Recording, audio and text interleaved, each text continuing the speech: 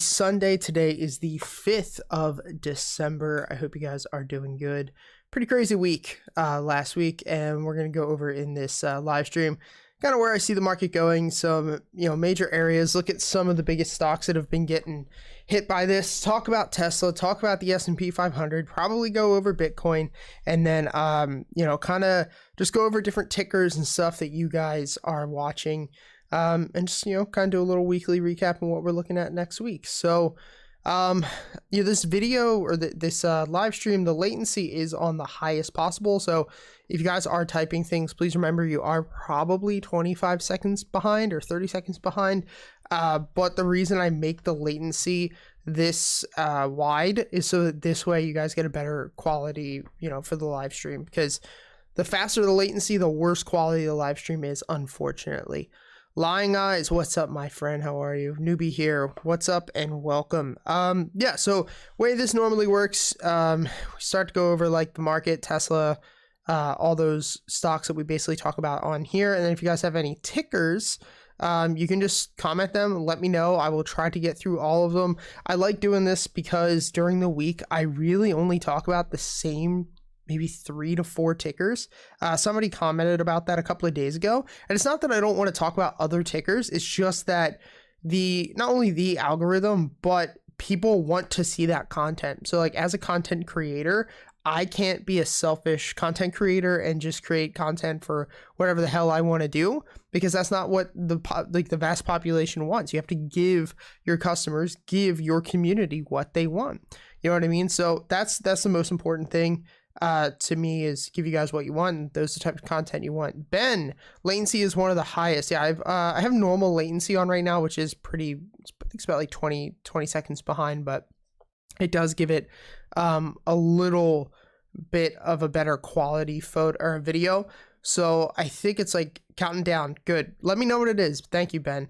But I did have ultra low latency on, and the issue is like the quality of the stream isn't that good. So you guys let me know what tickers you want me to look at, and we'll kind of start here. When you say money hitting, does that mean prices going up? So if you're part of the Discord, which if you guys aren't, you should just go check it out, but I'm pretty sure everyone here is. You should also hit the like button too, because it does help to put this out there.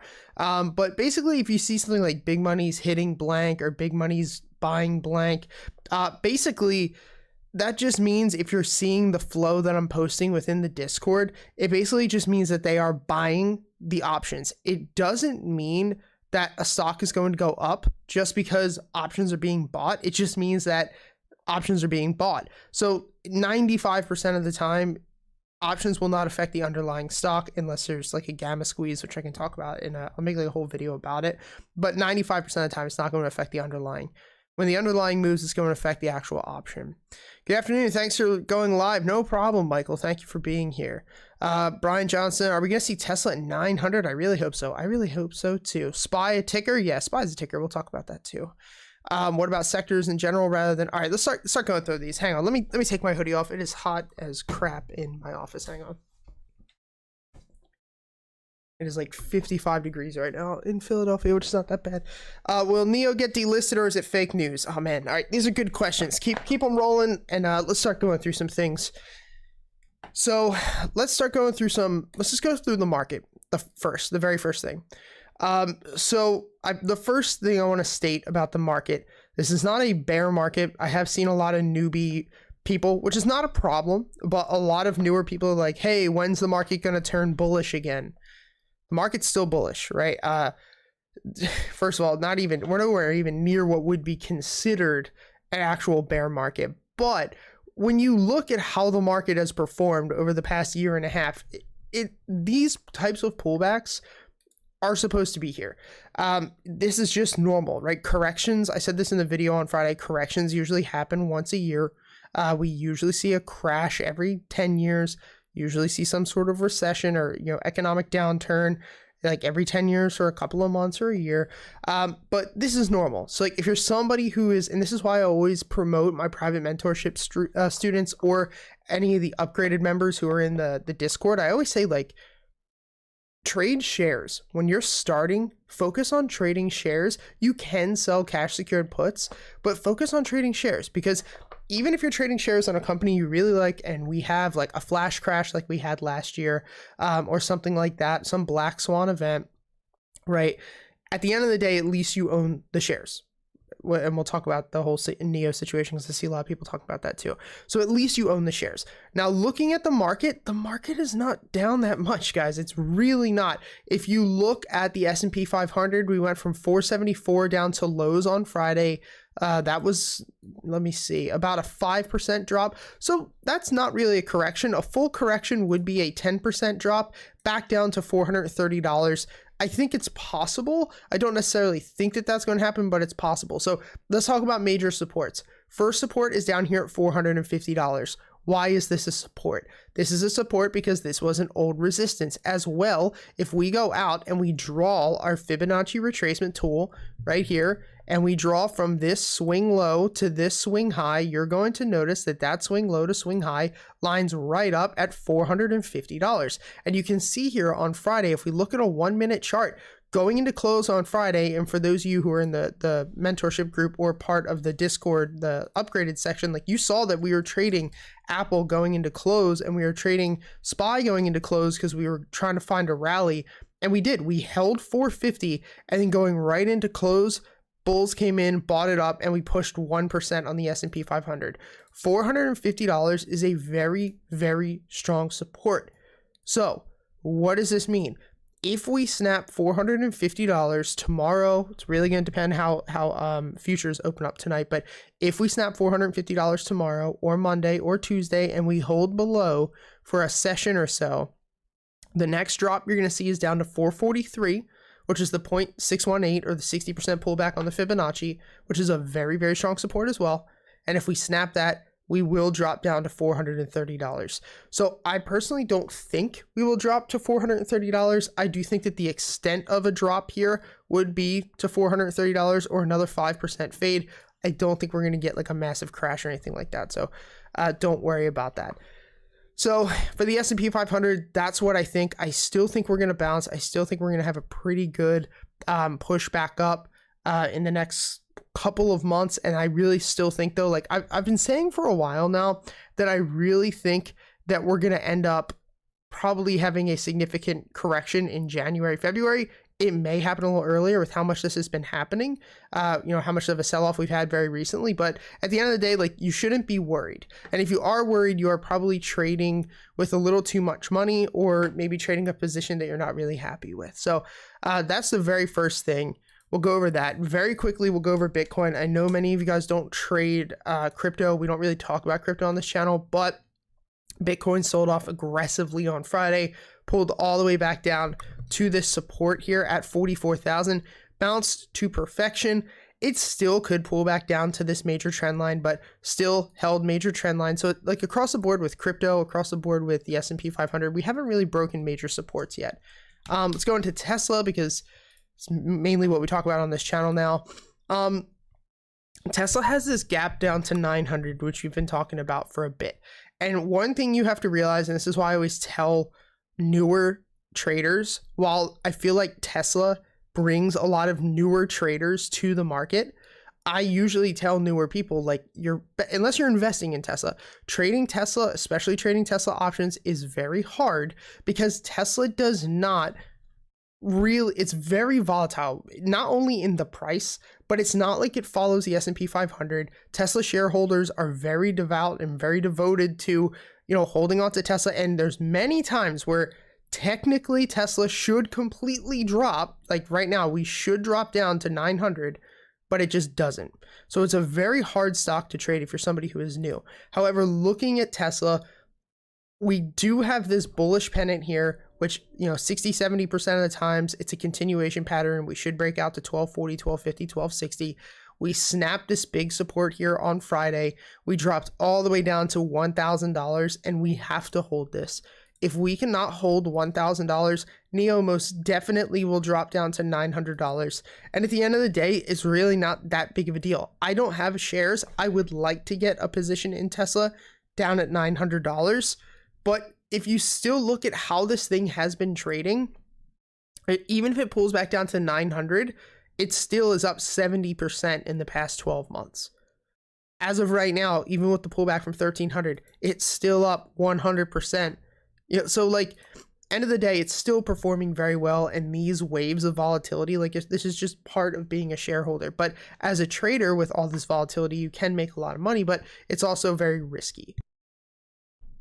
So the biggest thing I would say is we need to see this thing close above, we need to close above 1,000 tomorrow.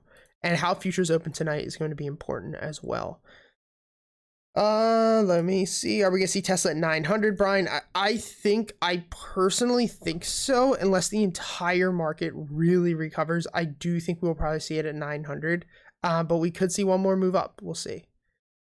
What about sectors in general rather than individual stocks, Steven? So sectors in general, like we can definitely look at sectors. So we'll talk about 3 major sectors, maybe talk about 4 major sectors and caps in general. So anybody who's new, if you've ever heard big cap, small cap, mid cap, or blue chips, blue chip would be a big cap because a blue chip is the most expensive chip on the table. Small caps have been getting killed. So these are companies that are worth less money, a lot more volatile, a lot more, in my opinion, profit to be made from an investment standpoint and from a trading standpoint. But small caps have been getting murdered recently, and big money has been transitioning back into blue chip FANG stocks. So before this, big sell-off very recently, we've still seen Apple perform pretty damn well. We've seen Microsoft perform pretty damn well. We did have a slide on Friday, but the whole market pulled back. We've seen Amazon perform pretty damn well up until the past couple of days when we dropped down from 3,553 down to 3,400. But across the board, they've been rotating a lot because big money doesn't stop. It's not like they pull all their money out. Most of the time, they're rotating sectors. There are like 3 major sectors that they have continued to buy over the past couple of weeks that are really getting the living shit kicked out of them. Those 3 are travel. They've been buying a lot of travel, even though it's getting killed. Social media, they've been buying a lot of Pinterest, a lot of Twitter, and they've been buying a lot of Facebook, even on this dip, and they've been buying a lot of finance. So Visa, MasterCard, Bank of America, we can talk about that very quickly, but Bank of America got some very, very good buys on Friday. Citigroup, they've been buying Citigroup's holding support. So those are 3 sectors that have been getting hit pretty bad, but they are continuing to buy those up. Let me see. Would SPY count as a ticker? Yes, it would. Will Neo get delisted? Let's talk about this. I don't think Neo will get delisted. I have publicly spoken out many times that I do not like investing in Chinese companies, but Neo is an exception. And Baba is very risky, but I do think Baba is a very great company, other than the fact that, at the end of the day, I don't like the CCP being involved in investments of mine and stuff, but it's just something you have to deal with. So if from what we saw Didi on Friday, which Uber owns 20%, decided that they were going to delist themselves off the NYSE and then go over to the Hong Kong Stock Exchange. As well, we saw the SEC come out, I believe it was on Thursday, basically stating that if a Chinese company, they've now ruled that if a Chinese company fails an audit, they have the ability to actually delist them. There's no delisting news right now. I do not believe that Neo will get delisted at this very moment. So I don't believe so. I wouldn't necessarily say fake news because it's a possibility within the next 5 years, 3 years. But for me, to me, it's fake news at this very moment. What do you think about Cassava? Cassava's a good one and a tough one. So looking at it from a technical standpoint, we're at a very good support. We do have this gap to fill down to 22. It is looking a little weak coming down to this support, but I think I'm actually going to sell a bunch of cash secured puts on Cassava. Cause if you can sell some $30 puts, $35 puts, you can make 2 to 3% per week. And then worst comes to worst, you end up just buying Cassava at $35, $36, $37. But I think Cassava looks pretty good here, and I think it will bounce. We do have a good support. Looking at the company fundamentally, they really only have one massive drug right now for Alzheimer's, but everything kind of rides on that. There really is no other company out there rivaling their pharmaceutical treatment for Alzheimer's at this very moment. But it's very, very risky, very, very risky. But Moderna was that way too, right? Moderna had the same situation back when me and my buddy Oz were investing in Moderna. Moderna was trading at $11, pre-pandemic. But we were buying this thing down at $4 or $4 and $5 is when I was initially watching it, but we were buying it for a very, very cheap price because it got beat down for sort of the same thing. They got, I believe it was actually the same law firm stated that they were lying about their research and whatnot. So I like Cassava. I think it's a huge risk, but I like selling puts on it because the implied volatility is very high.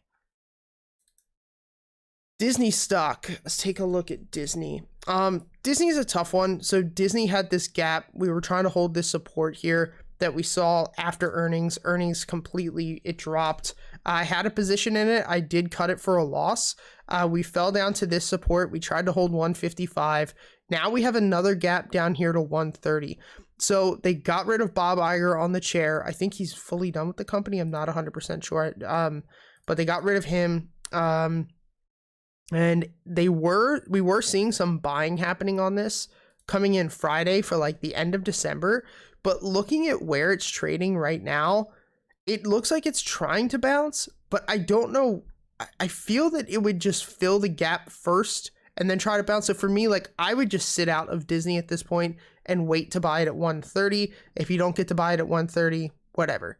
Then you just don't get a position, unfortunately. But that's what I would be doing with Disney. A lot of the time, I'd be very, very patient right now. S or Sentinel. So I think this was last week. When was this? But we put this Fibonacci here. Sentinel broke basically every major support. We have one last little support here at $46.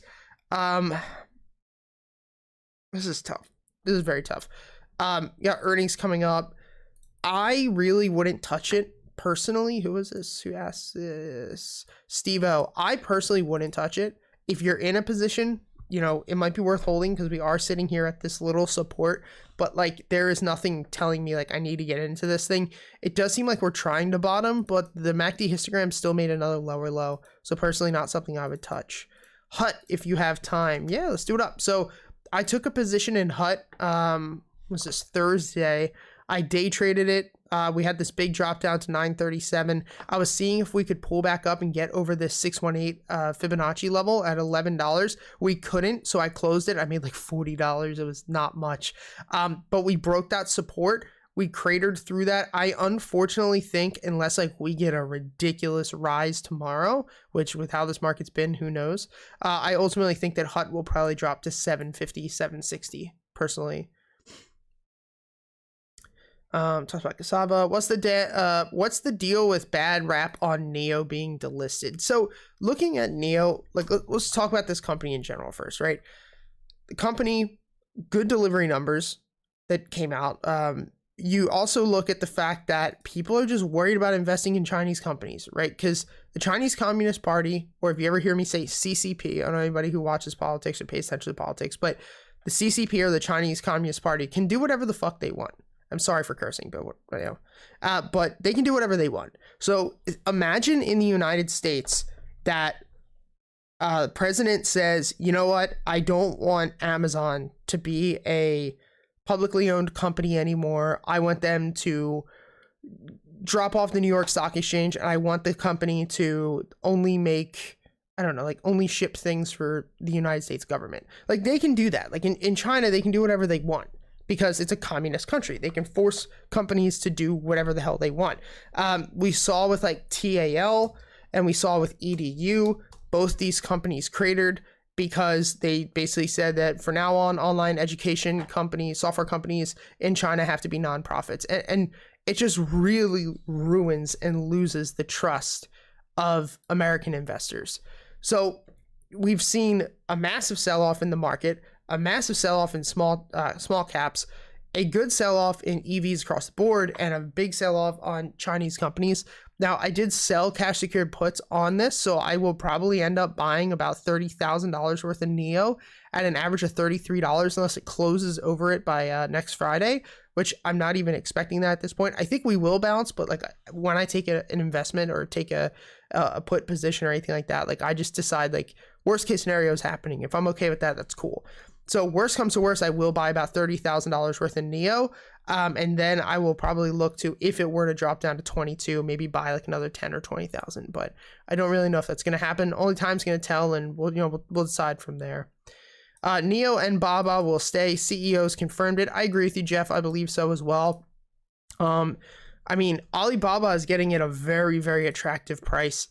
It is tough because it's one of those companies, like I said before, I'm not a huge fan of investing in Chinese companies, but like Baba is a solid company, and it is getting to like crazy valuations right now. And we see people like Charlie Munger buying the living crap out of it. I think Ray Dalio has a pretty big position in it. It's down 66% in the past like year and a half. So it is definitely getting to a very, very attractive valuation right now, especially when you look at the run that it had from, you know, basically on the pandemic. Like back at the pandemic beginning in March, like it was trading at 170 and we pushed all the way up into like the 300s.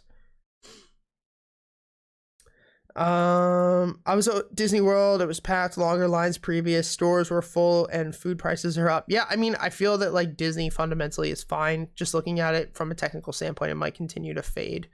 Rivian hit 130 by the end of the year. I don't know if it's going to hit 130 by the end of the year. It could. The issue is, I mean, we broke like all these supports and we don't have really much to go off of because it's an IPO. I personally don't think so. It's really going to depend. Like we don't have much support here.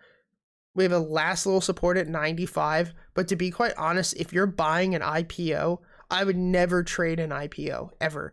I mean, I have in the past, like I was trading Beyond Meats and I made a crap ton of money on that IPO. But when I bought it, first of all, I didn't expect it to go from 48 up to 240.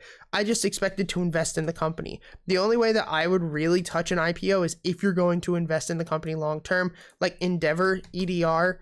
I bought this IPO and I didn't end up taking profits, not because I initially wanted to, but because this thing ran like 45% in a couple of days. And I was like, you know what, I'll re-enter. And guess what happened? I never re-entered. It dropped all the way back down to 22 and I wasn't paying attention. So for me, the only way I would touch an IPO is if you're going to invest into it long term. Moon, Tesla, 1,200 end of year.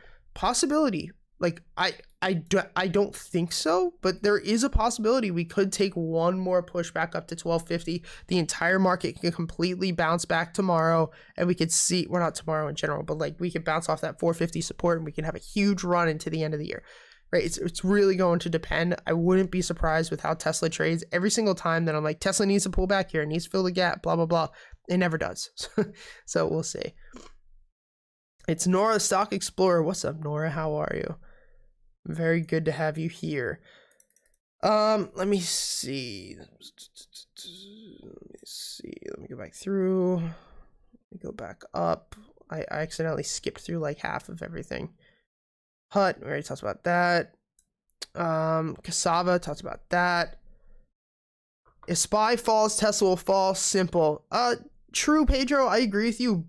But Tesla and the S&P 500 don't always trade exactly the same. Sometimes Tesla will follow the cues. Sometimes Tesla will just say, screw it and do its own thing. They don't always move together, but I do agree that if Tesla does snap 450 and we really start to see an aggressive sell-off, Tesla will drop down as well significantly. I do agree with you there. See, we talked about that. Should we buy the dip on small caps like Corsair, Tattooed Chef, etc.? Yeah, so it's really up to what you want to do. Looking at something like Corsair, it's really up to if you want to hold this long term. Corsair is a tough one because when I look at Corsair, I think that they're a great company fundamentally, but they are just getting the shit kicked out of them. Corsair could still Corsair filled the gap to 20. I might start a long-term position. I wouldn't trade Corsair. It doesn't really look too hot from a trading perspective, but I will probably actually buy a long-term position in Corsair. Maybe Tuesday, like Monday or maybe tomorrow. Maybe I'll buy like 10 grand and then add 10,000 if we go down to $14. But I really like Corsair long-term. Tattooed Chef doesn't look good. Unfortunately, we had this bull pennant. We had this potential breakout, like same situations happening here with Tattooed Chef that we're seeing with Tesla, but on a much bigger time frame. We could still bounce here. We could still bounce at 15. We do have a last little support here, but if Tattooed Chef snaps 15, it's probably going to drop to 12. Personally, it's not something that I would touch unless you're really going to run a very, very tight stop loss. Also, if you guys can hit the like button because it just it helps to get this video out. But we do have like 200 people here, which is freaking amazing. Thank you guys. But I would say if you're going to hit Tattooed Chef, I'd set a stop loss at 14, because if not, we are really going to drop. Can Palantir go back to 25, 26 range quickly, or would it be a slow process? I don't think it's going to rebound quickly, but I don't really see us breaking past 17. We had a good close on Friday, right? Very long wick here, which means bulls came in at the bottom. I mean, we could, if we bounce here and we hold this 20 level, we definitely could get back up to 26 within the next couple of months. That's what I would look for, like February, March. But it really depends. Like I have a small position in this. I'm cool with holding it. I like the company. I don't mind holding it long term, but we'll see what happens, right? But with something like Palantir, there is a chance for it to drop to 17, but I'm not too worried about the position. Because when I take a position, I always think, like, I said before, like the wider the gap of holding a trade for me is going to always depend on the amount that I take. That's why I didn't take a $20,000, $30,000 position on Palantir. I took a smaller position. I think I have like $4,000 or $5,000 or something like that. Let me see. Michael, can you provide a commercial break on your mentoring program and other priced courses? Can you share your prices here as well? Really interested in options, selling, covered calls, and puts. Yeah. So I don't talk too much about it because I don't like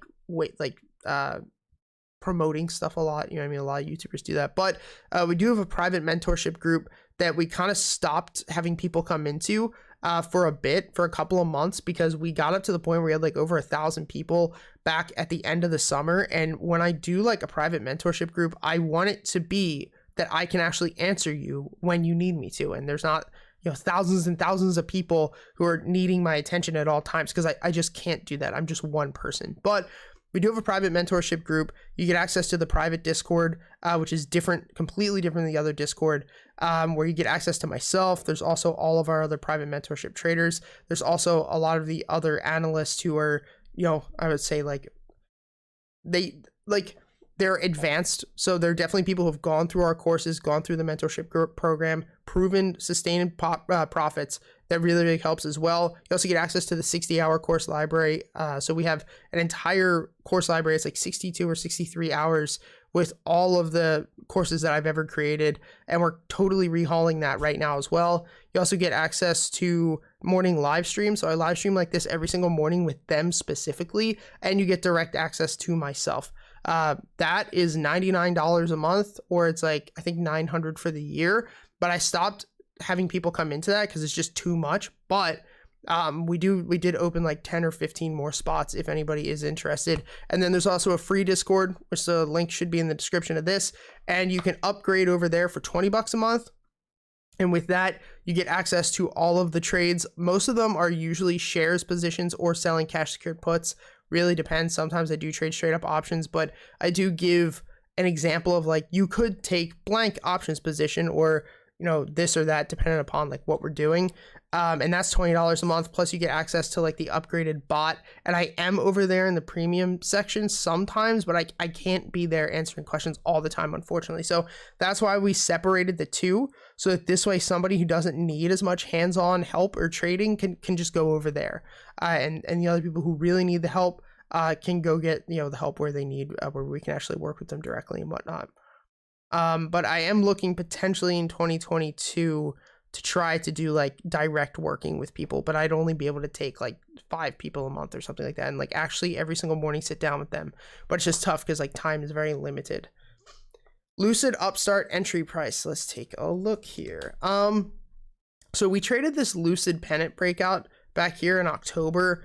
Big push up, filled the gap. Unfortunately, I think Lucid is really going to drop. It is looking weaker and weaker by the day. RSI pointing down, MACD is crossed. We are holding support at 47, but if we cannot hold 47, I think this thing will definitely drop back down into the 30s.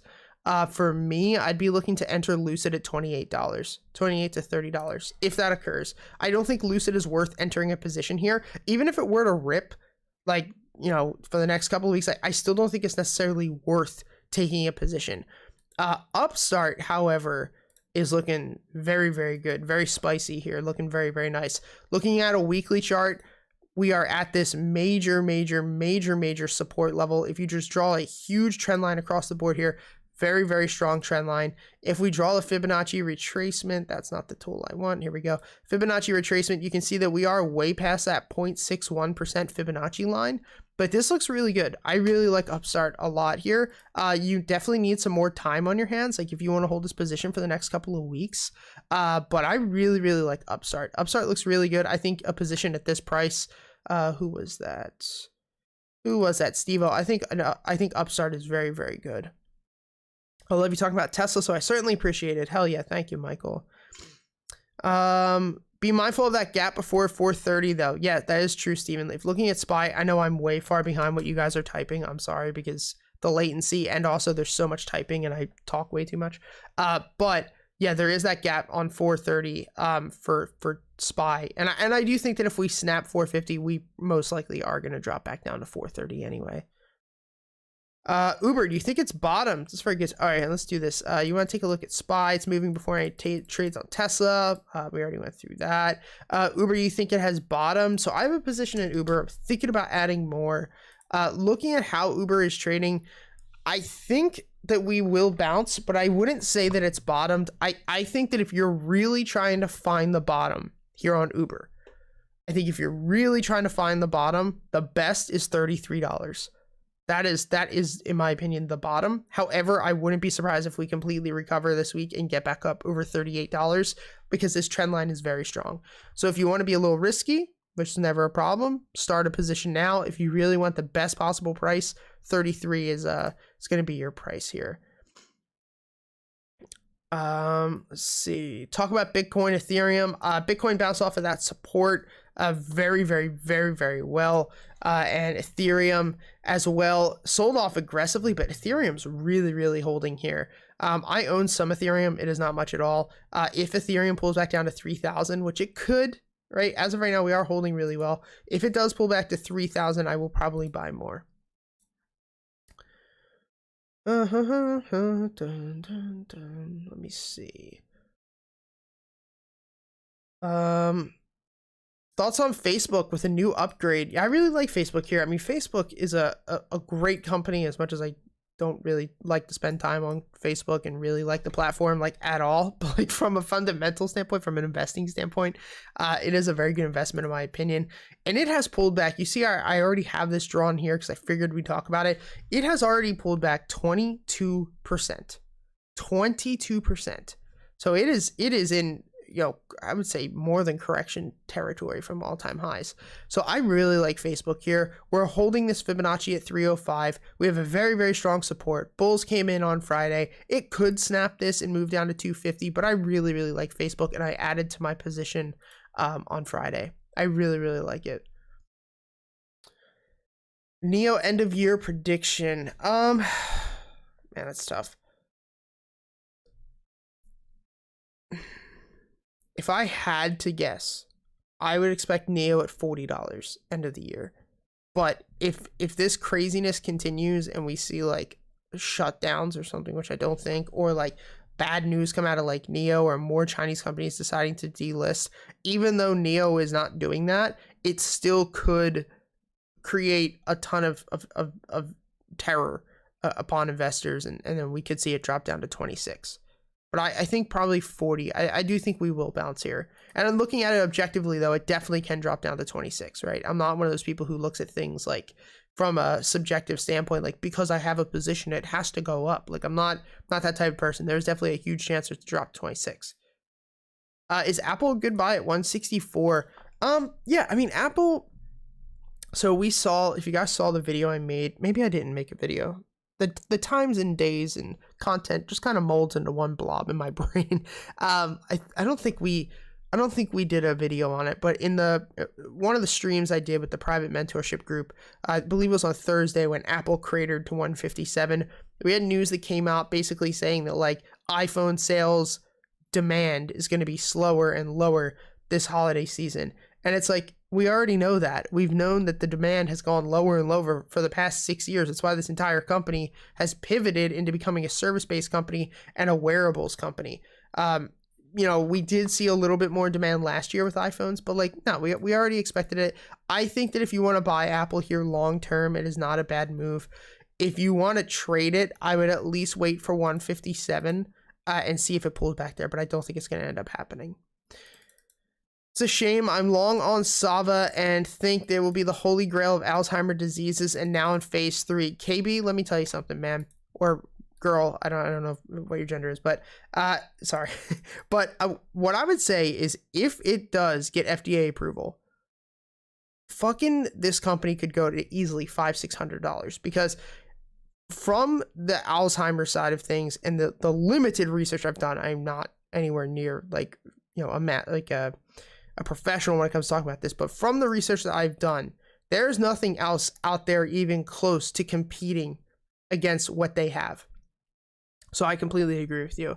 One of our mentors, I would say, he's been trading as long as I have. He has a very, very sizable position and very, very sizable position in that. I think he's got about like 40 or 50,000 in Cassava, which could be like a retirement play potentially, but I agree with you. I do agree. Can you talk about the put and call on SPY and Tesla, Anil? I don't know what you mean about the put or the call specifically, or if I think it's going to go up or whatnot. We already talked about if it's going to go up or down. If you can re-specify the question, that would definitely help. Steven, that was great. I'm always struggling to get the grasp of what sector rotations are happening in. Short and sweet to the point. Thank you. Yeah, sector rotations always happen, right? Big money never like pulls out all the money from the market. They're constantly rotating. That's why when you see like the 10-year, so like, all right, a lot of people probably hear this, but they don't understand when they're like, oh, the 10-year bond yield is rising. Why is that bad? Right? I'm not asking you guys this because my latency is pretty bad, but like, why is when the 10-year bond rising, why is that a problem? Well, that's a problem because it means that big money is putting more money into bonds and taking money out of the market because they are worried about the volatility of the market and they want to go with a higher yield on a 10-year so that they can sector rotate and or rotate their money into commodities and bonds. So, you know, that's one of the things. That's why we see a lot, like normally gold goes up when the market's down or when we're hedging against inflation.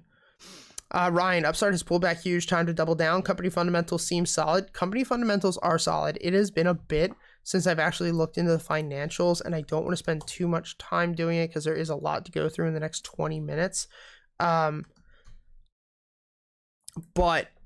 let me see.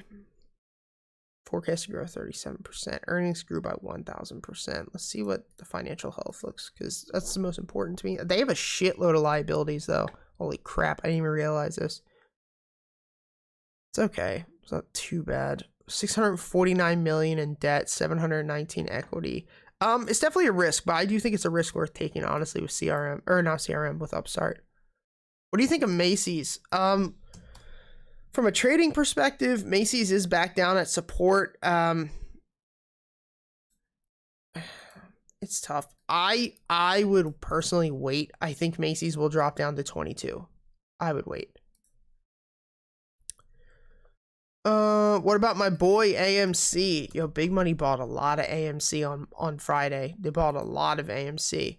And it's tough because like if AMC snaps $29, it is not good. Like it is, if AMC snaps this, it is not hot. Like we will quickly drop down to $12. I as much as I don't like meme stocks and stuff like that, like I don't think AMC is actually going to break 29. I'm not saying necessarily it's a good buy or like you should be buying it.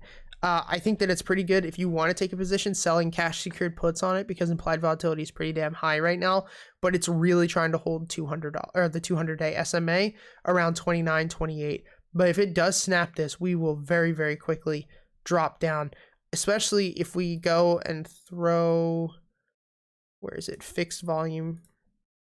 Here we go. If we put a volume profile, look at how low the volume is, sub 29. This thing will really drop. So I would be careful. But I think we're going to try to hold. Apple at 164, good to buy. I would probably not unless you're in it for a long term. Ark bought a lot of DocuSign. Okay, so I made a video on, I think it was Thursday or Friday, talking about DocuSign. This is huge. This is very, very risky. Like, this company has so much debt. It is nuts. Like, it is nuts. I would not touch DocuSign unless it hits $92. I like the business, like, from a standpoint of like what the company does to make money. I like the idea. I do not like the amount of debt that they have as a company. I'd be very, very careful with that. They actually have a chance to be bankrupt in like a year and a half. How about PayPal? PayPal is finally starting to bottom. It looks like it wants to bounce. I would say if you really want to start a position in PayPal, now is not a bad time to do it, to be honest. But I think best entry is down at 173, but I don't think it's a bad time right now. Finally, we're like at the 180s. Thanks for covering Disney. No problem. Still holding Citigroup. Why not other stronger banks like GS, Morgan Stanley, or JPM? I am still holding Citigroup. Citigroup is still holding this support here at 63, 62. I do have a stop loss set. You can see this is my alert stop loss at $60. Citigroup still holding. Mainly, I just bought it just because big money is buying the crap out of it, and I liked the bull flag that was happening. That's why I picked it over like JPM and Goldman Sachs. There was an insane amount of buying on Citigroup, like an insane amount of buying. Let me see. Let's see. What about NVAX? Let's take a look at NVAX. All right. So let's go through. Kind of broke this support, but it's all right. Sorry. Whenever I go through something I have not charted in a while, I like to kind of throw new lines down. NVAX doesn't look bad. We're holding this trend here. The only thing is, if you look at, we have this gap to fill down to 137, and RSI is pointing straight down. MACD crossed to the downside. I don't think it's a bad buy, but I wouldn't be surprised if it fills the gap to 136, to be honest. So if you're okay with it, I would say enter a position here, set a stop loss at 120. That's what I would personally do. I have 100 shares of Cassava. I think will be at least 700 in a year. Thank you for the feedback. Let's do it up, hopefully. CCP will sacrifice Neo just to make a point. I really wouldn't be surprised, Buff. I don't think it's going to happen, but I really wouldn't be surprised. Buying $30,000 of stock before it gets delisted. Zero deuces. You lost me there. Man, Paul, hopefully I'm right and it doesn't get delisted, but we'll see what happens. Worst comes to worst, 30 grand. Rivian should plummet. Beast, I wouldn't be surprised if Rivian plummets. It has lost a lot of steam, and usually, I don't know when the lockup period is over for Rivian, but normally we see stocks kind of sell off after IPO just because of lockup periods. But I don't trust it. I really wouldn't be buying it right now. Kind of like what I stated earlier about IPOs, I really don't like to touch them unless I plan to invest in them long term. Let me see. Marvell Tech, MRVL. Was just looking at this actually. So I was just looking at Marvell because there was a lot of unusual options activities. I was going through all the big flow alerts that hit on Black Box that came out on Friday. And Marvell, look at this bad boy. I think you guys can see.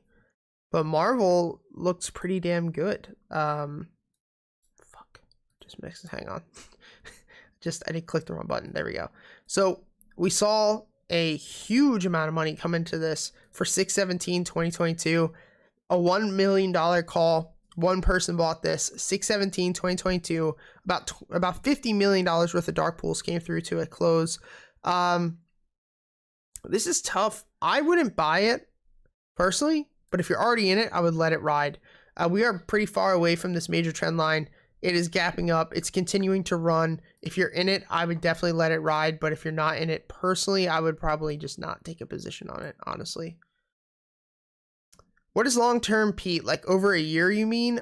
For me, what I think personally for myself, a year is usually a long-term investment for me specifically is usually 1 to 3 years. But I said this last week, kind of talking to you guys, like, you have to say to yourself, like, what is a long-term investment for you? For some people, a long-term investment is 30 years. I think that investing in a company for 30 years is kind of tough now because technology, it changes things. Like, look at what companies were massive 30 years from now and look at what companies are massive now. Like, you know what I mean? So for me personally, I would say a long-term investment is like 1 to 3, but really 3 to 5, like within that range. It really depends. UEC and Neo. So if we already talked about Neo, I do think it'll bounce. If not, it'll go to 26, but we can take a look at UEC. Uranium Corp, probably gonna see UEC pull back down to $3. Thoughts about tech stocks being hit hard. Ark Invest, stocks such as DNA, Teladoc, Upstart, Palantir.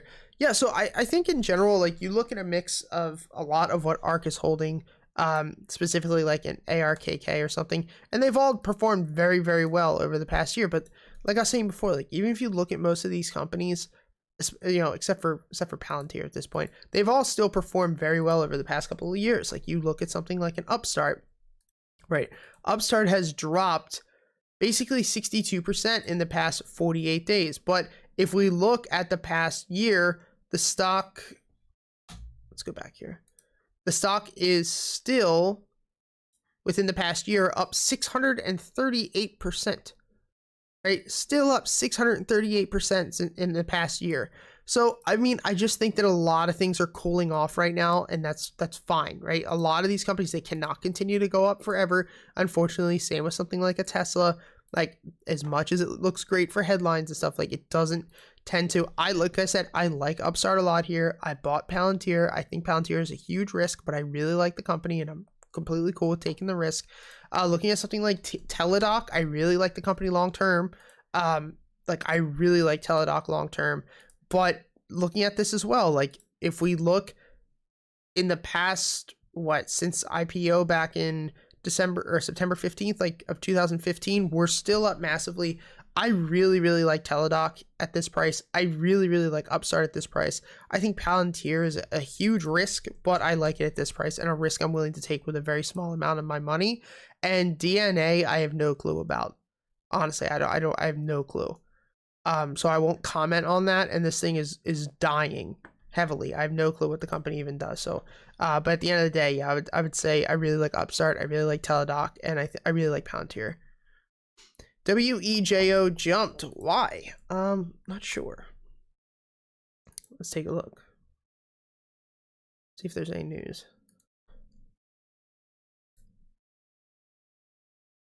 News. Invites. I have no clue. I have no clue why. But this thing has just been dying, so I probably wouldn't touch it. Let's see. Pfizer, please. Let's do it up, Eduardo. PFE. Pfizer at the top of this, you know, big recent push. I wouldn't touch it. If you're already in Pfizer and you're not, like, we're not looking at this from a long-term investment standpoint, but if you're already in Pfizer, like, I would hold it, but we are getting a little weaker. Like, we are starting to topple out a bit here. Like, we're not quite, like, looking bearish, but it's kind of like the top of a roller coaster. Like, we might continue to push up a little bit more with some more rungs on that ladder, but I do think it'll probably pull back down. Do you invest in stocks like, or do you invest in FANG stocks like Google or Facebook? Currently, I have a position in Facebook. I have not actually had a long-term position in any FANG companies in a very long time. Not because I don't like them, but they have not been at attractive valuations, right? I did have a position in Facebook like 4 or 5 years ago. I did have a position in Apple 4 or 5 years ago. I sold most of them before the pandemic drop in 2020. And then during the pandemic drop, I was buying a ton of companies like Uber at like $11, $12. Moderna, I had a huge position in at like $11. Neo at like $1.98 or $1.99. So I was focusing more on those types of companies. And I didn't get to fill a position, unfortunately, long term, but I do like them all. I feel like when I'm looking at FANG, I think the weakest is Netflix. I really don't like Netflix in the next 10, 20 years, as opposed to like other companies in it. Like, but to me, Apple, Facebook, Microsoft, they're my favorite. Siren, what's up, my man? Let's go over some value stocks. Like, what's up with stocks like TWBMA, or WB, Bristol Myers, Viacom on Friday? Why didn't they sell off like the rest of the market does? Meaning big boys are rotating. They could be rotating, but if you look at T, like T has gotten AT&T has gotten the shit kicked out of it. So I think it's just kind of like we've gotten to a bottom here. Like we did bounce a good bit here going into the end of the week, but like this thing has just been beaten up. It's not overvalued, right? When you look at a lot of the companies that have been taking a hit, like yes, the entire index has been not dying, that's a bad word, has taken a pullback, but most of the companies are, like, they're a little overvalued. Even the big boys, like the Amazons and the Facebooks, like we're just used to it being like, having super high PE ratios. It's just the lifetime that we live in. But AT&T is not really like overvalued at this point. So I think that's a big reason too. Same situation with Viacom. Like if we look at Viacom, this thing has really not been performing well. So same situation there. Could be rotating. Bristol Myers though, man, this thing, big money was buying a lot of this and it dumped past support, getting back up at this resistance. I don't actually know why Bristol Myers didn't fully make that drop down. They are a pharmaceutical, why can't I say pharma? Saying pharmaceutical company. I don't know specifically any drugs they have that would help with like a variant or anything like that, but it is finding a bottom here. So it could be a sector rotation, but they were buying, like, if you remember back months ago, they were buying a lot of this out till the summer. So I honestly don't really know why that was running over the past couple of days, other than maybe they have something for the variant. DKNG, how low do you think it'll go this month or January 2022? Foodie, I really like DKNG like a lot. I think that when you look at this company over the next 10 years, 20 years even, if they can actually get legalization in all 50 states, like this company's gonna be massive. I don't think we're gonna break this support. I think that we would need either like a market significant, like a continued 5-6% sell-off, or we would need something fundamental with DraftKings to happen. I don't think it's going to break this support. I think that we're going to probably hold here, but we'll see what happens. But I think this is probably the lowest we'll see it. Did you look at Rivian? Yes, I did. Felgen, I personally would be very careful, and I probably wouldn't touch it at this point unless you're investing in it long term. PayPal already went into that. Chris, like where it is right now, looking pretty good. Tech Freaks, what's up? Why should it fall to $850? $170 falling for what? Oh, you're talking about Tesla. I don't know if it's going to fall necessarily. Well, it could fall to $850. There's just not a lot of volume here. That's the thing. Like when you look at, so I don't want to do like a whole video on this because I have done volume profile videos before, but like when you look at a volume profile, normally these volume bars down here will show you the price, or not show you the price, but it'll show you like where the volume came in during a specific week. These sideways volume bars is called a volume profile. That will show you at what price.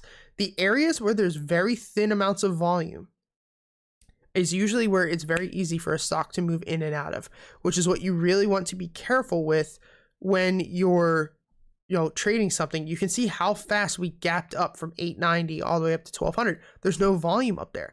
If we snap this support, it will definitely fill down to 900. I don't know about 850, but I do think it'll drop to 900 just because there's going to be, I believe, a lot of profit taking on Tesla recently. And you have to think to yourself as well, right?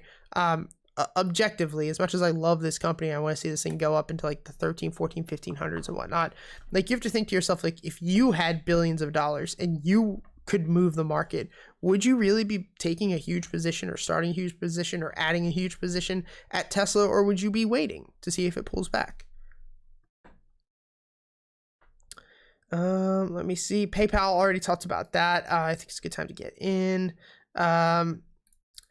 How do you think it will do in this month or January 2022? DKNG, Foodie, I think it'll probably bounce here. What about LEV, Canadian company that produces fully electric buses, utility trucks? I don't know anything about LEV, but we are at like all-time lows. I don't know anything about the Lion Electric company, so I can't really say like fundamentally it's great. But looking at this, it does look like we're finally finding a bottom here. Doesn't mean we are. It just means that we're showing that the sell-off is becoming weaker and weaker. We do have a bit of a divergence here, a very, very small divergence on the weekly. Good descending wedge, but I'd be very careful buying this at lows. I don't like going against a trend. Market's dying. I wouldn't say it's dying. It's definitely selling off, though. Good entry on Facebook. Wait till 280. I think it's a very good entry on Facebook right now, honestly. But what I would do is probably purchase some now, and then if you want to buy more at 280, do it up, because a lot of times I'm like, oh, I'll wait till blank happens, and it never does. So for me, I personally, if I did not have a position in Facebook right now and I wanted one, I would take half of the amount that I want in Facebook, and I'd buy half now and half if we hit 280. If we hit 280, which is the big thing. I like to scale into positions. Thoughts on Blink and CHPT? Damn, we've already been doing this for an hour. If you guys haven't already, hit the like button, please. It does help a lot, and thank you. Also, we have a free Discord. Check it out. Link is in the description. Looking at Blink.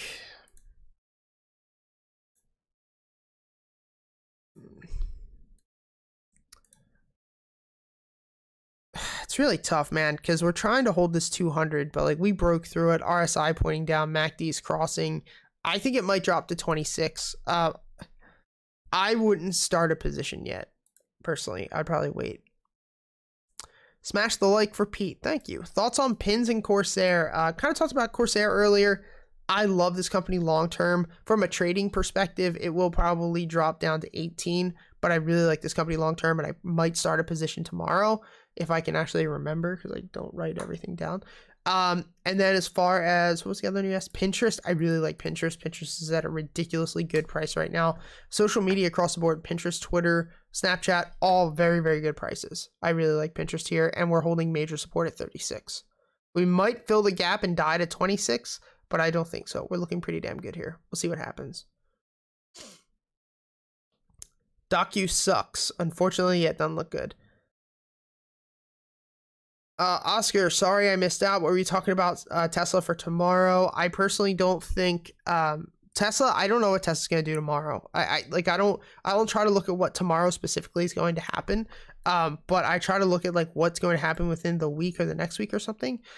So for me personally, I wouldn't try to see what's gonna happen tomorrow. Just if you're in Tesla and you're worried about what's going to happen tomorrow, I would say you need to really just watch that $1,000 price range. That's what your eye should be on. I'm in City Uber Neo along with you, Pete. Hell yeah, Nazi. Thank you. Tesla's down Monday. Definitely a possibility. Probably will. Love you. Oh, thank you, Nazi. Love you too. Has Sofi bottomed? That's a good one. Let's talk about this, because let's go to the options. Big Money bought the living crap out of this thing on Friday. There's a lot of buying. Now, so let's go over this. So looking at all the unusual options activity that came through, this is the one that I actually called out. Let's go to the Discord. So this is going to be the premium mentorship group, but if you're part of the other one, you will see it as well. Did I call it out? Or did I not? Here, okay, Sofi. So I posted this Friday. Sofi, I said thesis, big money hitting this massively today for some 7/15 2022 $15 calls. However, I would not be touching this yet. With how the market is trading, it's looking like it can fall even more. We have a huge channel here which has served as a good support where I plan to enter right around 1350. Once we hit that, I will be looking for shares, maybe selling some puts down to that price, or even getting some calls out till June, but only when it hits that price. Like I said earlier, unless you plan to start selling puts here, I'd be watching for 1350 and buying there. So my entry for this is 1350. Price target is 18. Price target 2 is 22. Stop loss is 1250. Quality score, however, is a 4 of 11. So if you guys are part of the Discord or the mentorship, you know that I give a quality score based off of this 11 criteria. Does it have flow? So we'll kind of go over this now. Let me get a little sip of my coffee. Hang on. So is it trading with the trend? No, it's not. Current breakout momentum? No, Reversal or fresh trend? Yes, looking like it might reverse. Major support or resistance? Yes, we'll go over that in a minute. Chart pattern, so a strong chart pattern? No. 200 MA bullish? No. Strong Fibonacci level? No, we broke that. Divergence occurring? No. Confluence? No. Setting up on a bigger time frame? Yes. Unusual flow? Yes. So looking at Sofi, we had a lot of buying occur. We do have a support here at 15.15. I personally think that if you're going to enter a position, like I said within that breakdown, I would either sell cash secured puts down to like 13.50, or what I would do is if you really want to enter a position, like I said to the other person, I forget your name and the ticker, start small. Take half of the position that you plan to take in Sofi and start now, and then average your way down till we hit 13. I do think over the next 6 months, this will be a very, very good trade. But I think that we still could find a little bit more of a sell-off. What's happening on 12/9 for Tesla? When is the fourth quarter numbers going to be out? I'm actually not sure what's happening 12/9. And fourth quarter numbers should not be out until like January. I think January, like, or February even is probably when. I think it's like February. Yeah, so you're not going to see Q4 numbers till February 2nd. No new tweets from Elon or other news that might make it bullish? No, I don't believe so. Beast, Neo's fine. CCP will not make anything of them. I do agree, Beast. Neo dilutes their shares. I mean, I wouldn't necessarily say they dilute them to an insane degree, but for me, if I'm a long-term investor in a company, like I would rather see a company, quote, dilute shares and give shares out to the public as opposed to like go to a bank and bring on a ton of debt. Thoughts on NNDM? Dude, NNDM is tough because it just cannot get any freaking volume. It's not a bad price at $4. We have a very good support here, but like if you look at how this has performed over the past 7 years, it's not good. Not something I would personally touch.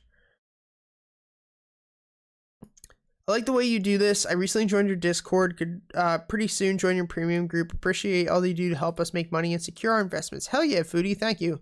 Yeah, that's the goal. Like the goal is not only to like, help you guys make money and whatnot, but it's more to just give you guys like a more professional, reliable opinion on the market. Because like one thing you'll notice if you're part of the group or not, or you just like notice my videos, like I'm never emotional. Like when the market is selling off like crazy, I'm never freaking out. And when I'm making a crap ton of money, I'm never freaking out in a good way. Like I'm never like, whoa, yeah, hell yeah, what's up, guys? Like, yo, let's fuck. Like I'm never like, I'm just baseline. Like you treat this professionally. And my goal is just to help you guys in, not only having that mentality, but also like realizing that this is something you're going to be hopefully building upon for the next 20, 30 years. This is something you guys could potentially retire off of, or, in general. So that's kind of the goal. It's over an hour now, so I'm gonna go into like quick time because I wanted to stop by 4. So let's go through this very, very quickly. You think SQ is in the same boat? Let's get back up here. Teladoc, Amwell, hold or sell? Teladoc, I would hold. Charge point. What's charge point? CHPT? Is that charge point? Yeah. Charge point's going to drop down to 19, I think. Val is going to fly if the political situation doesn't degrade. Val has had an insane amount of calls for so long, and it's at a major support. I really like Val here. Palantir is a risk. I mean, it's just a speculative company, small cap spec. I think SQ is in the same boat as PayPal. I think so. SQ did break major support. It's very risky. I really like this company long term, but I would be waiting to buy it at 125 if it occurs, if that happens. I'm not sure if we're really gonna see that, but still.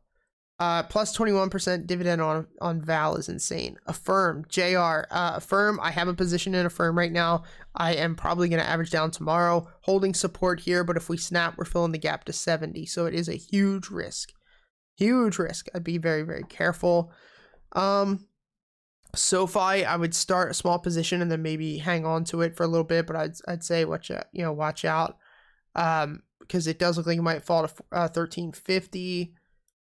I'm trapped in Pfizer, worst investment ever. Can it come back? Yeah, it definitely can. I mean, like Pfizer can definitely come back. I mean, it's still performing very, very well. PFE, not PSFE. I was like, the hell? Yeah, I mean, it's still, I mean, it's a good quality company. Where do you see the market? Oh, thoughts on eBay. Let's do that. Thoughts on eBay.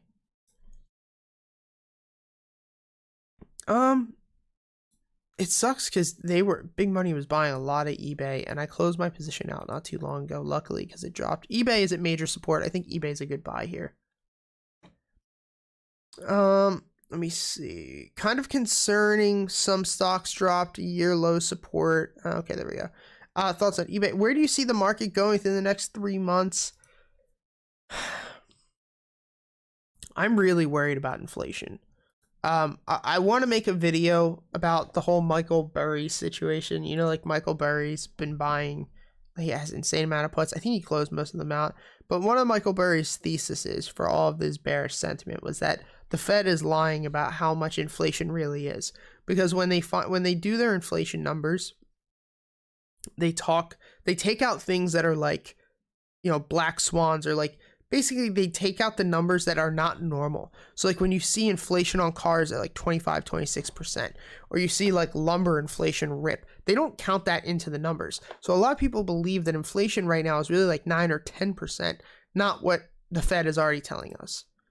So I'm really worried about that for sure. I think within the next couple of months, I do think, looking at the S&P 500, I think that we are probably going to bounce here, push back up to all-time highs, maybe 470 by the end of the year, 475, but I do think we will have a 10% correction in the new year, probably February. February is my birthday, and the market always shits. Lucid, I would not touch Lucid, Jason, unless you're already in it. It looks like it's going to snap support and drop. Buy Neo on the open tomorrow. I have a position. I think it's going to bounce, but I'm not a financial advisor. Everyone give him a like. Homie's doing the thing on a Sunday. Thank you, my friend. How's AMD looking? I love AMD long term, but this price is a little crazy. AMD's tough, man. It's looking pretty weak. It's looking like AMD's probably gonna pull back to 133. Like ultimately, this thing has performed very well, but I think a pull back to 133 unless the whole market rips tomorrow. Thoughts on Snap going back to 65? Let's check out Snap. I have a position in this thing right now. I think Snap is going to do very, very well over the next couple of months, and it is at a very, very good price. I would be buying a lot of Snap. In my personal opinion, I'm buying a good bit. 200 viewers. Let's give them 200 likes, dude. Thank you guys. That'd be amazing. I still can't believe how much this channel's grown. Like it's nuts. Like I never planned to even make this channel or like plan to do anything with it, and we're like at almost 28,000 subscribers, 200 people watching at a time. Like, it's really cool. Thank you guys for everything. It's the goal is to like give everything back, and I just I don't want to go sideways, but I just hate all of the crap in this industry. All right, I'm gonna have to hop off soon. Let me quickly go through these. Think PayPal's a good stock. I do think PayPal's a good stock. I think that if you're buying now long term, you're good. Bears are struggling. Glad to see more sell-off. I agree. I think we're probably gonna bounce. Thoughts on Home Depot. Thoughts on Oatly. First time here. Thoughts on Square. All right, Oatly, Square. SQ needs to hold 190 this week. If not, we're dropping down to 123. Oatly, big money is buying the living shit out of this. This thing has been getting killed though. I'm in Oatly right now. The amount of buying that came through was insane. I'm in Oatly. Huge risk though. And thoughts on HD. Home Depot, wouldn't be buying it, but if you're in it, let it ride. Looking pretty good. Do you also teach chart reading and technicals for premium members? Yes, I do. But for those of you who are here, we do have tons of free courses. So we have 3 free courses. You guys can go check them out. Just join the Discord. The link is in the description. If you go to there's a tab that says free resources right here. These are all videos teaching you about options, but these are 3 full-on like legit courses that are just completely free. So this is a course all about technical analysis. I'll put it in the Discord chat, so you got, or the YouTube chat. This is all about technical analysis, learning how to read charts. This is a complete introduction to the stock market. I'm going to put here. And this is a psychological course because I believe psychology is the most important thing. Upwork, should I take a loss? I mean, it's really up to you. We're at a good support. I wouldn't sell it yet. Personally, I would set a stop loss at $30. Personally, looking like we could bounce here. Not looking too hot, but we're at a major support. Thoughts on PayPal? I like PayPal, but only if you're willing to hold it for the next couple of months. Do you like Roku? I do like Roku as well. Roku has been getting the shit kicked out of it. I think buying Roku at 185 is amazing. Coin and Neo. Neo, I like. Got a position right now. Coin has to hold 280 by the end of the week. Like, we really need to bounce, or it's going to 220. Miss Tesla analysis. I think it's gonna go to 900, unfortunately, but we'll see. Unless we like really bounce tomorrow. Any thoughts on quote meme stock situations like GME, AMC? Are they ever going to squeeze, or is that over? Fuck, that's a great question. I should probably do a whole video on that. I'm not up to date with Wall Street bets or memes or anything like that, but let's just talk about this one last thing before we hop off, and I will probably like do a video, or maybe I'll just take like a recording of this and post it up. But let's talk about how a short squeeze happens. Does everybody know what the difference between puts and the difference between shorting a stock? So if you guys don't, when you get puts, you are buying a contract basically against a stock. When you're looking at a short, it's basically by saying that a stock will be X price by X time. When you're shorting a stock, you are actually borrowing the shares against the stock. So like, let's say that GameStop is trading at $200 and you go short on 100 shares. That means that you are borrowing 100 shares against GameStop. If GameStop drops to 100 or GameStop drops to $100 and you cover your short, meaning that you buy back your short position, you get to keep the spread between the two of them, which, you know, you sold short at 200, you bought and covered at 100. That means you would keep $100 in spread for every share you have. You went short 100 shares. So you would make $100 per share, which is very, very good. Now, let's say you went short at 200 and it ripped to 400. And here's the thing, your broker calls you because the interest is massive. And they're like, dude, you're down like $50,000 on this $100,000 position. You have to cover this or give us more money. You don't have more money, so you have to cover the position. The way you cover the position is by buying the shares back. So you would lose the spread between 400 and 200, which is 200 a share, which is how you can actually lose more money than you plan to put up for a position. So why did this whole short squeeze situation occur with GameStop? There was 142% short interest, which means out of the 100 shares, or we'll say in this easy instance, not 100 shares of GameStop, but of 100% of the shares out there, there was 140% that were actually short. How is that possible? How is it possible there are more shares short than there are more shares in circulation? Because you're borrowing fake shares basically against a company. So the reason that this happened in such an insane way is that there were more shares short than there were shares even available to the public market. So when we have GameStop trading at $22 and basically we see what happens on Wall Street bets where they're like, hey, these guys aren't going to be able to cover their positions. So they start buying up GameStop. GameStop goes up to $80. All these guys who have short positions at 40, 50, 60, their brokers are calling them like, yo, you are down hundreds of thousands, if not millions and millions of dollars. You have to give us more money in order to keep your short position open. Or what you're going to have to do is actually close out your position. How do you close a position? You buy the shares back. Now, here's the thing. How do you buy the shares back if nobody's selling? You have to bid higher. So then they start bidding, all right, I'll pay 83, 84, 85, nobody's selling. All right, I'll pay 120, nobody's selling. I'll pay 176, nobody's selling. That's why hold the line was such a big thing. The only way for a real short squeeze like that to occur, which it did, is if people don't end up selling their stock. But once GameStop's up to $490 a share, who the hell is not selling it and taking profits? You know what I mean? So that's why that occurred. We saw it happen with AMC, but AMC wasn't as shorted. So it has to be like an insane event where like there's that crazy amount short. Let's see. All right, guys, I'm gonna hop off. We've gone an extra 15 minutes too long, but thank you for all the support. It truly means the freaking world to me. I love you guys. Hit the like button. Go check out the Discord. It's completely free. Link is in the description. You guys get access to courses. We live stream every single Sunday. You get access to one of the best technical analysis bots out there on the market. You guys get all the unusual options activity that I get. You guys get access to all of the dark pools that I get access to. This is a $200 a month bot that normally they would charge, but we just pay it and just give it to you guys for free because I don't want anything behind a paywall. I don't want like the best content, the best courses, the best anything behind a paywall. I want you guys to be able to get it for free.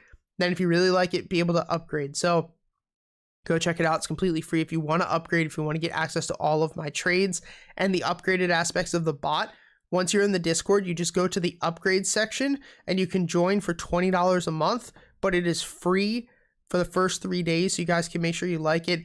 And if you want to actually join the mentorship group, you guys can use the link down below.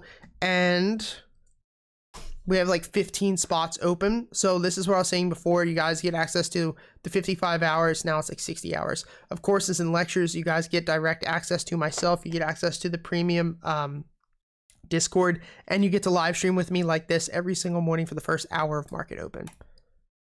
All right, guys, have a good day. Have a good weekend. Take some time off. Don't freak out if, you know, we see futures drop or anything like that. Like, it's the end of the day, you know, this is a skill and this is something you're going to do for the next 10, 20, 30, 40, 50 years. So don't worry. I'll see you guys. Have a good day. Peace.